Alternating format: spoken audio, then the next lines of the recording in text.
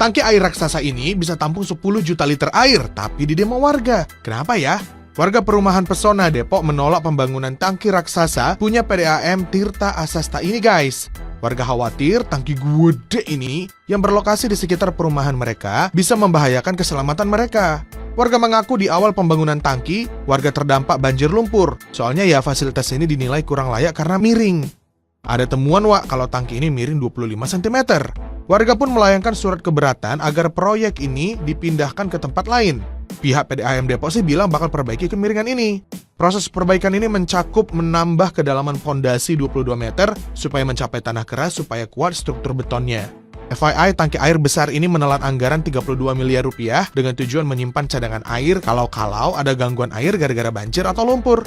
Wah, tangki air raksasa bisa tampung 10 juta liter air. Gimana menurutmu? Tulis di kolom komentar yuk!